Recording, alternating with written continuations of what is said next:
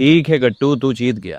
अपनी जान जोखिम में मत डाल, चल मेरे साथ, हम दोनों मिलकर इस मुसीबत का सामना करेंगे। 2 दिन का कठिन सफर तय करने के बाद वे दोनों उस मायावी जंगल की सीमाओं के भीतर दाखिल हुए। वहाँ की हवा में ही एक अजीब सा खौफ था।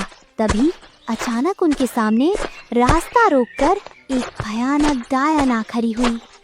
रुक जाओ, इस जादुई वन में कदम रखना आग से खेलने जैसा है। मैं यहाँ की रक्षक हूँ। आगे वही बढ़ेगा जिसके पास हिम्मत भी हो और दिमाग भी। हे मायावी वन की स्वामिनी, हम पर दया करें। हम किसी बुरी नीयत से यहाँ नहीं आए हैं, बल्कि एक बहुत बड़ी मुसीबत में फंसे हैं। हमारा अमर सरोवर तक पहुँचना बहुत जरूरी है। कृपा करके हमें रास्ता दे दीजिए। रास्ता इतना सुलभ नहीं है इंसान। तुम्हें मेरी 3 पहेलियों का सही जवाब देना होगा। अगर जीत गए तो द्वार खुल जाएगा, लेकिन एक भी गलती हुई तो मेरा जहर तुम्हें पल भर में राख बना दे। बोलो, क्या मौत मंजूर है? हमें आपकी शर्त स्वीकार है। आप अपना सवाल पूछिए। तो बताओ, वो कौन सी चीज है जो सुबह होने पर 4 पैरों पर चलती है, दोपहर में 2 पैरों पर और शाम होते ही 3 पैरों का सहारा लेती? इसका जवाब है इंसान। बचपन में वो घुटनों के बल चलता है, जवानी में 2 पैरों पर और बुढ़ापे में लाठी का सहारा लेकर 3 पैरों पर। किस्मत अच्छी थी जो बच गए। अब मेरा दूसरा सवाल सुनो। वो क्या है जो जितना ज्यादा बढ़ता जाता है हमें उतना ही कम दिखाई देने लगता है? वो रोशनी का दुश्मन है और डर का साथी। देवी, ये तो बहुत सरल है। इसका जवाब है अंधेरा, क्योंकि जब अंधेरा छा जाता है तो सब कुछ दिखना बंद हो जाता है। 2 जवाब सही दिए, पर अब बच नहीं पाओगे। बताओ, वो क्या है जो धूप में साथ चलती है पर अंधेरे में गायब हो जाती है? उसे कोई छू नहीं सकता। बिरजू बुरी तरह उलझ गया। उसे लगा शायद इसका जवाब पैसा है या फिर बीतता हुआ वक्त। वो गलत जवाब देने ही वाला था कि तभी गट्टू बोला, अरे भैया, इतना मत सोचिए। इसका जवाब तो हमारे साथ ही चलता है। वो है हमारी परछाई। कमाल है, तुम दोनों की जोड़ी बहुत अनोखी है। एक के पास साफ दिल है और दूसरे के पास तेज दिमाग। जाओ, मैंने मार्ग प्रशस्त कर दिया है, पर सावधान, आगे पिशाचनी का माया जाल है। वो तुम्हारे मन के डर और कमजोरियों से खेले। फूक फूक कर कदम रखना। आपका बहुत आभार देवी, हम आपकी सलाह हमेशा याद रखेंगे। इतना कहकर डायन वहाँ से गायब हो। बिरजू और गट्टू आगे बढ़े। रास्ता बहुत कठिन था। चलते चलते अचानक उनके पैर भारी होने लगे। गट्टू, अब और नहीं चला जा रहा, रुक जाओ। ऐसा लग रहा है जैसे किसी ने पैरों में भारी पत्थर बांध दिए हो। भैया, हार मत मानिए। ये असली थकान नहीं, बल्कि इस मायावी जंगल का जादू है।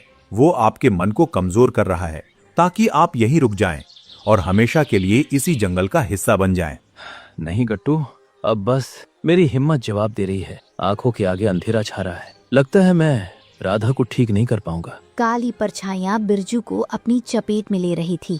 बेसाए उसके कानों में जहर घोलने लगे। सो जाओ बिरजू, तुम बहुत थक चुके हो। बस अपनी आंखें मूंद लो और आराम करो। भैया, आंखें मत बंद करना। अगर आप सो गए तो ये आपकी आखिरी नींद होगी। याद कीजिए भाभी को, जो आपके इंतजार में बैठी हैं। उस जड़ी बूटी के बिना सब बर्बाद हो जाएगा। पर शरीर जवाब दे रहा है गट्टू। ऐसा लग रहा है जैसे कोई पीछे से मुझे खींच रहा हो। भैया, ये सब धोखा है। दायन आपके डर से खेल रही है। उठिए और मेरा हाथ थाम लीजिए। आपको चलना ही होगा। तुम ठीक कह रहे हो। मैं हार गया तो राधा का क्या होगा? ये काली शक्तियां मेरा रास्ता रोक सकती, पर मेरा हौसला नहीं। शाबाश भैया, बस थोड़ा और। अपने मन को साफ रखिए। ये काली छाया अपने आप गायब हो जाएगी। चलो गट्टू, जब तक सांसें चल रही हैं मैं कदम बढ़ाता रहूंगा। अब हमें कोई नहीं रोक सकता। बिरजू जैसे जैसे आगे बढ़ रहा था, वे काली परछाइयाँ उसके कानों के पास बर्फीली हवा की तरह कुछ बुदबुदाने लगी। बिरजू, ये दर्द क्यों सह रहे हो? देखो, तुम्हारे पैरों से खून बह रहा है। किसके लिए जान दे रहे हो? उस राधा के लिए जिसका बुरा वक्त कभी खत्म ही नहीं होता। नहीं, चुप हो जाओ। मुझे तुम्हारी कोई बात नहीं सुननी। मुझे कोई लालच नहीं चाहिए। भैया, क्या हुआ? आप थम क्यों गए? हम मंजिल के एकदम पास हैं।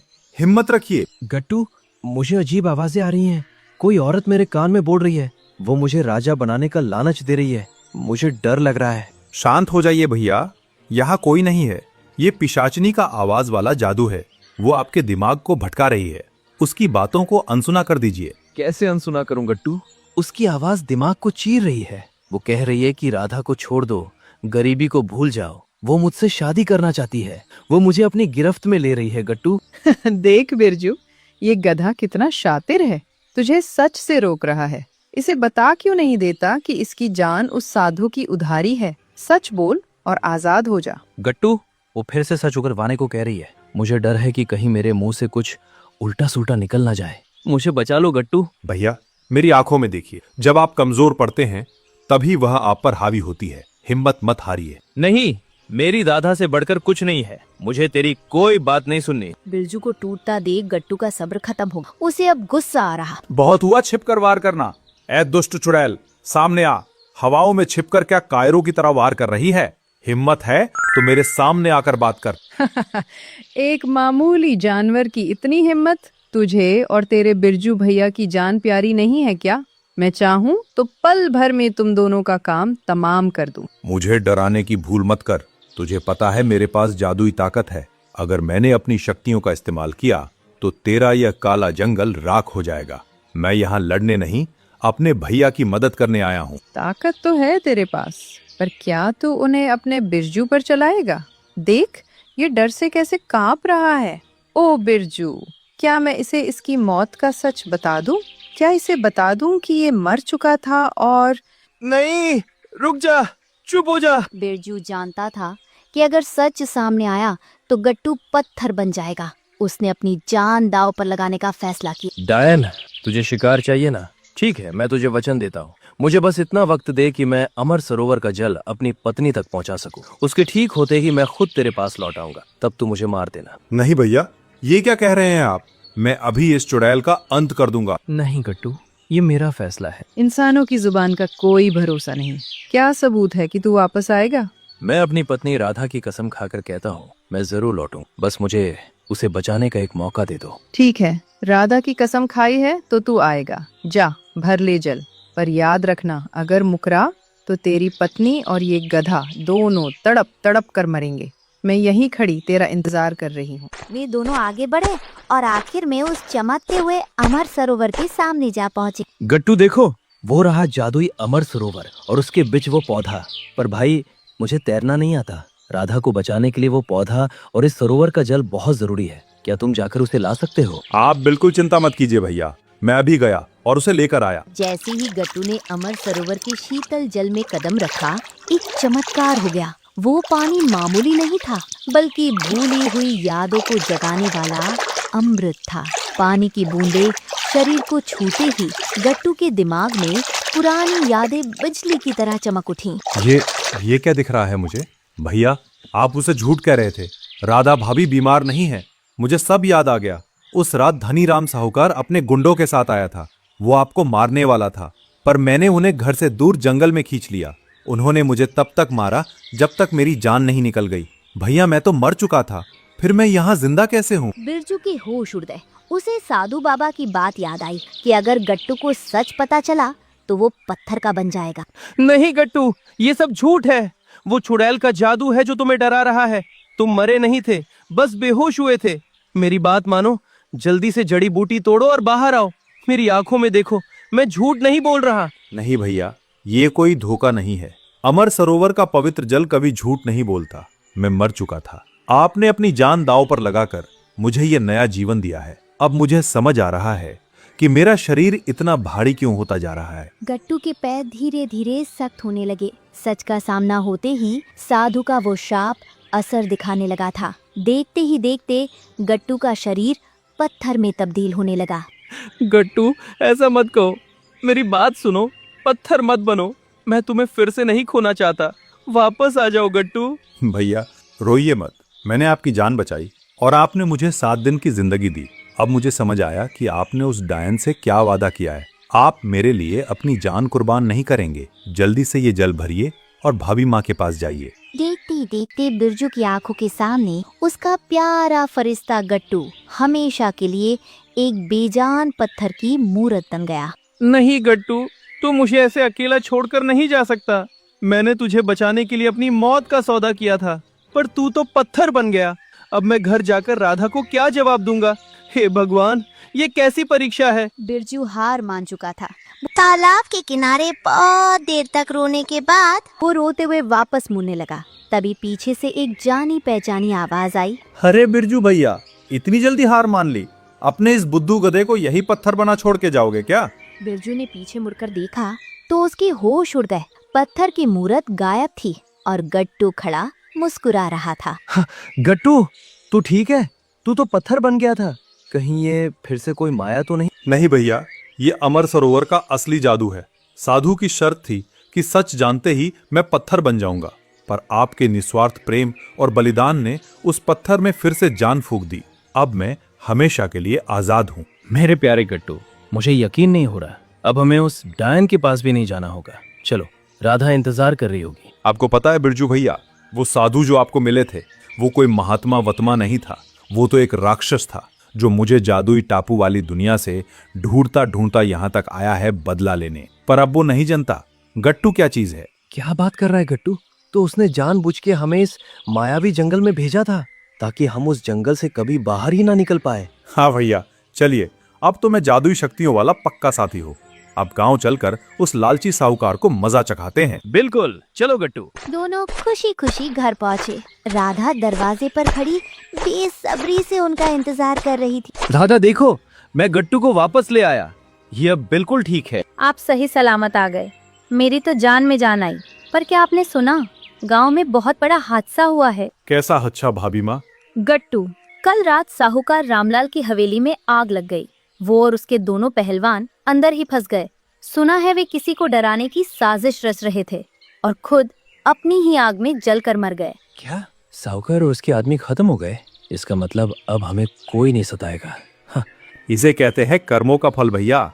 जो दूसरों का घर जलाते हैं वो खुद अपनी आग में जल जाते हैं। उनके पापों का घड़ा भर गया था।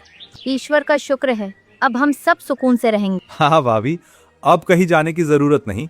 अब तो बस खेत में जादू बिखेरेंगे और मजे करेंगे। अगली सुबह जब बिरजू और गट्टू खेत जा रहे तभी अचानक उनके सामने सेठ और कालिया तांत्रिक आ धमका। तो यहाँ छिपा बैठा है, अब बोल, तुझे मेरे जादुई चाल से कौन छुड़ाएगा? तांत्रिक को अंदाजा भी नहीं था कि गट्टू अब जादुई शक्तियों से लैस है। गट्टू चाहे तो उसे चुटकी में राख कर सकता था। सुन रहे हो कल्लू तांत्रिक? पुराने एपिसोड वाली भूल मत करना। अब मैं वो सीधा साधा गट्टू नहीं रहा जो तेरी धमकियों से डर जाए। बहुत बोल लिया, अब तेरा खेल खत्म। तुझे कोई नहीं बचा पाएगा। तांत्रिक गट्टू पर काला जादू फेंकता है पर गट्टू को खरोच तक नहीं आती। तांत्रिक के होश उड़ जाते। ये क्या अनर्थ है? मेरा मंत्र इस पर बेअसर क्यों हो रहा है? तेरा जादू अब नहीं चलेगा। शरीफ बनकर कह रहा हूँ, यहाँ से भाग जा, वरना मुझे अपना असली रूप दिखाना पड़ेगा। तांत्रिक बुरी तरह डर जाता है और गायब होने से पहले चिल्लाता है। अभी जा रहा हूँ, पर याद रखना, मैं उस साधु के साथ फिर लौटूंगा। तुम दोनों का अंत पक्का है, देख लेना। तांत्रिक धुएं की तरह गायब हो गया।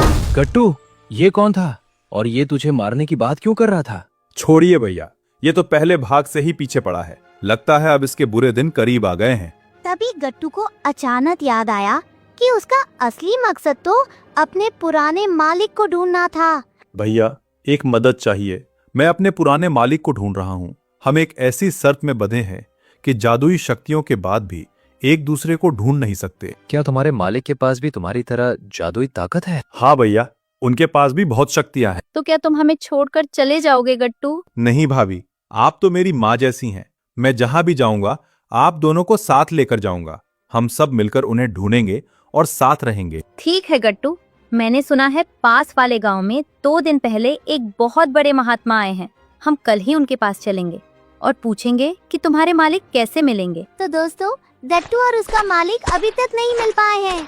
अगर आप चाहते हैं कि ये दोनों जल्दी मिले तो कमेंट्स की छड़ी लगा दीजिए और सब्सक्राइब बटन को तो ऐसा दबाइए कि बटन भी बोल पड़े। गट्टू को उसके मालिक से मिलाने के लिए सब्सक्राइब करना तो बनता है। अगली कहानी में देखेंगे क्या गट्टू को उसका मालिक मिलेगा, क्या वे किसी नई राह पर निकलेंगे।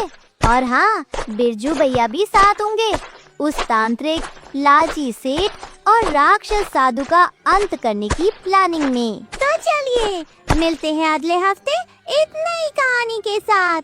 तब तक के लिए आराम कीजिए और इंतजार करिए। और हाँ, कमेंट्स में आपकी बात गेट टू रिटर्न लिखना ना भूलें।